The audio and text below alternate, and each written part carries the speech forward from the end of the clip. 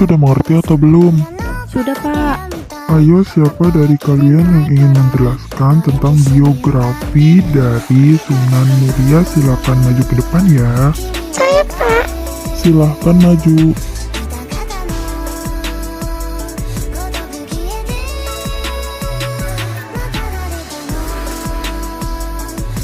Ayo, silakan dimulai menjelaskan biografi tentang Sunan Murianya ya, Anissa.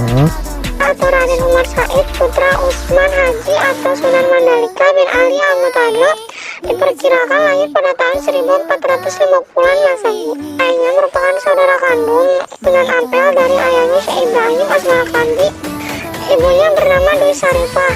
Sunan Muria berdakwah di tengah masyarakat yang masih menganut Hindu, Buddha, dan mempunyai tradisi Jawa yang masih kental. Tren dikembangkan menjadi tradisi keagamaan yang baru bernilai Islami. Masa perjuangan dakwahnya seiring berdirinya Masjid Demak, Sunan Muria ditunjukkan sebagai muazin sholat Jumat saat persemian kedua Masjid Agung Demak. Dia juga terlibat dalam pemilihan Raden Pasah sebagai Sultan pertama Kerajaan Islam Demak dan menjadi pendukung setia Kesultanan Demak. Pihak Istana Kerajaan Demak memberikan pengawalan khusus kepada Sunan Muria. Terbukti dari keberadaan 17 makam prajurit dan pengawal Demak berada di sekitar makam Sunan Muria.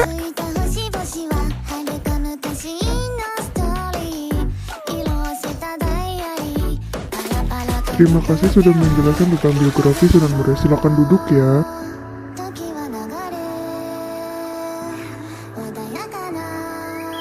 Terima kasih untuk Anissa yang sudah menjelaskan tentang biografi Sunan Muria. Ayo selanjutnya siapa yang mau menjelaskan tentang wilayah? Saya, Pak. Baiklah Talita, silakan maju ke depan untuk menjelaskan tentang wilayahnya ya.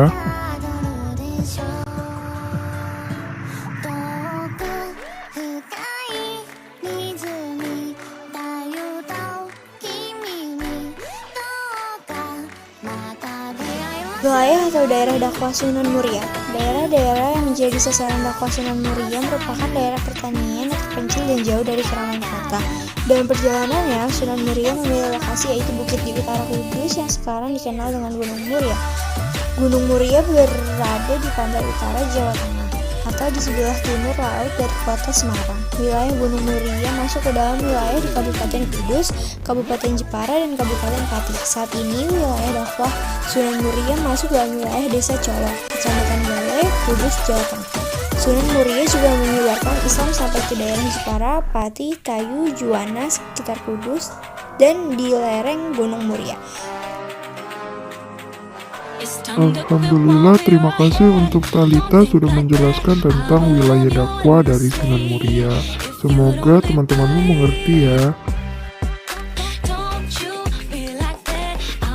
Terima kasih banyak untuk Talita yang sudah menjelaskan tentang wilayah berdakwah dari Sunan Muria. Selanjutnya silakan untuk Rusni Naila menjelaskan tentang berdakwahnya Sunan Muria. Baiklah, Rusni Naila silakan maju ke depan untuk menjelaskan metode dakwah dari Sunan Muria.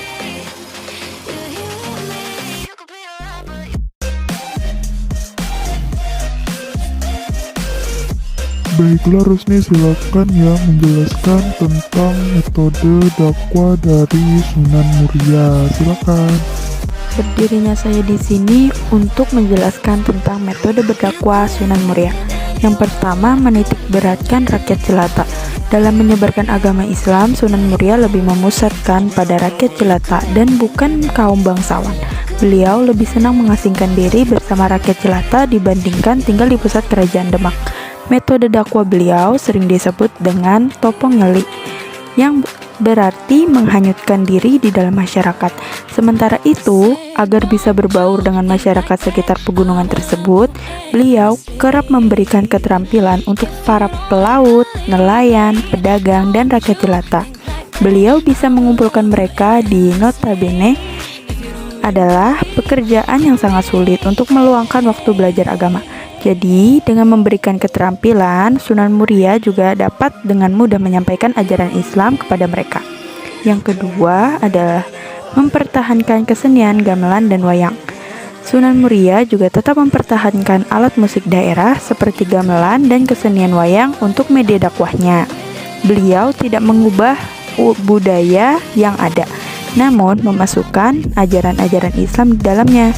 Beberapa lakon pewayangan diubah karakternya dengan membawa pesan-pesan Islam, seperti kisah Dewa Ruci, Petruk Dedi Ratu, Jimat Kalimasada, Mustaka Weni, Semar Ambarang Jantur, dan lain sebagainya. Selanjutnya adalah yang ketiga, dakwah menggunakan akulturasi budaya. Meskipun Sunan Muria diterima dengan baik oleh masyarakat, bukan berarti proses dakwah beliau ini berjalan dengan lancar. Kebanyakan penduduk di kawasan Gunung Muria masih menganut kepercayaan turun-temurun yang sulit untuk diubah.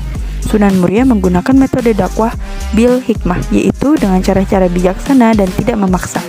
Dalam berdakwah, Sunan Muria mengikuti gaya Sunan Kalijaga, yaitu berdakwah dengan memasukkan ajaran agama melewati berbagai tradisi keagamaan.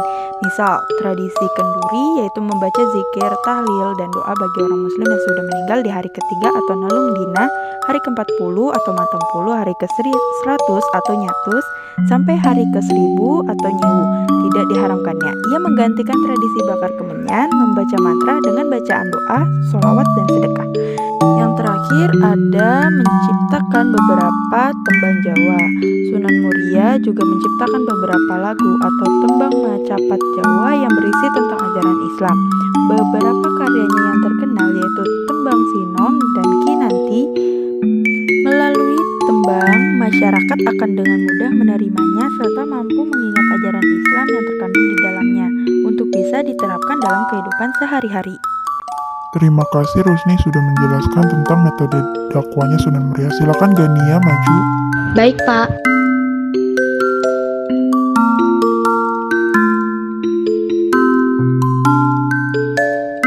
Nah, berikutnya kita beralih ke karya atau peninggalan dari Sunan Muria. Yang pertama ada Masjid Sunan Muria. Masjid ini terletak di Kudus, Jawa Tengah. Namun masjid yang dibangun sekitar abad ke-15 hingga 16 Masehi ini tepatnya terletak di Desa Colo, Kecamatan Dawe. Selain menjadi tempat beribadah, masjid ini juga dijadikan sebagai salah satu objek wisata rohani loh. Bahkan jika kita berkunjung ke sini, kita juga dapat sekaligus melakukan ziarah ke makam Sunan Muria. Yang kedua ada makam Sunan Muria. Sunan Muria dimakamkan di atas puncak bukit bernama Bukit Muria. Makam Sunan Muria merupakan salah satu bukti arkeologis yang berkenaan dengan masa awal perkembangan Islam di Jawa, khususnya di wilayah Kudus, Pati, dan sekitarnya. Kompleks makam Sunan Muria berada di Bukit Muria yang terletak di Desa Colo, Kecamatan Dawe, Kabupaten Kudus, Provinsi Jawa Tengah, berada pada ketinggian lebih dari 1.600 meter di atas permukaan laut. Yang ketiga ada penala kuda. Adapun manfaat dari penala kuda ini adalah untuk ritual yang dikenal dengan istilah Guyang Cekatak. Dalam hal ini berarti sebuah ritual untuk mendatangkan hujan. Hal yang perlu diperhatikan adalah sudah ada petugas yang melengkapi ritual dengan mempercikan air dari sendang ke warga yang hadir. Kemudian dilanjutkan dengan sholat minta hujan atau sholat istisqa. Yang keempat, ada air keramat. Peninggalan Sunan Muria yang satu ini diyakini mampu menyembuhkan berbagai penyakit loh. Bahkan air keramat ini juga dipercaya dapat meningkatkan kecerdasan.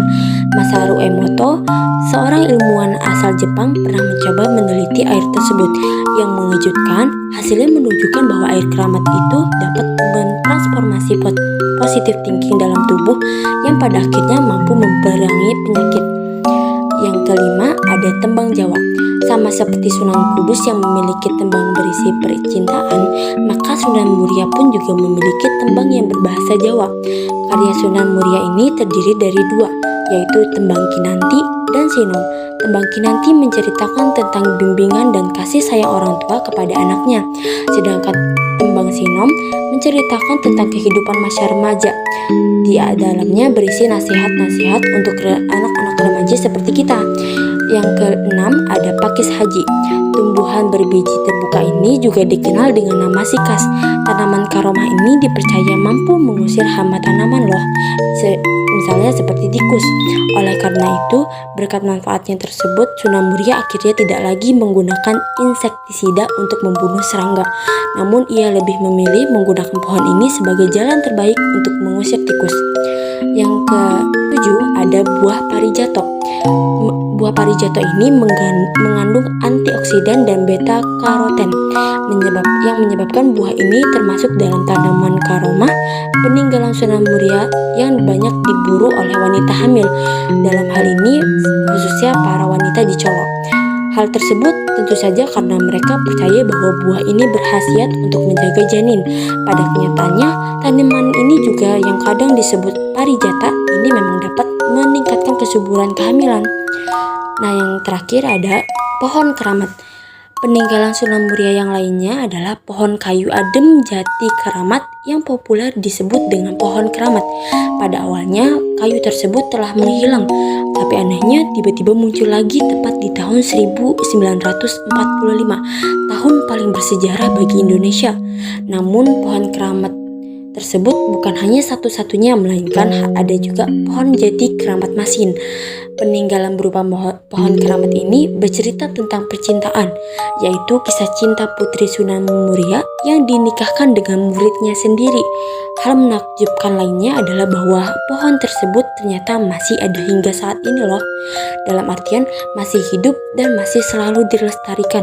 Menurut cerita, tidak ada satupun yang berani menebangnya, bahkan hanya sekedar memegangnya saja tidak berani, karena konon katanya pohon tersebut itu memiliki ruh. Bagus sekali Genia, terima kasih sudah mau menjelaskan kepada teman-temanmu tentang peninggalan Sunan Muria ya. Alhamdulillah kalau kalian sudah mengerti tentang Sunan Muria, tidak sia-sia juga saya ngejelasin panjang lebar ke kalian tentang Sunan Muria ini. Akhiri dulu pertemuan kali ini, insya Allah semoga Senin depan kita bisa bertemu lagi ya anak-anak. Wassalamualaikum warahmatullahi wabarakatuh.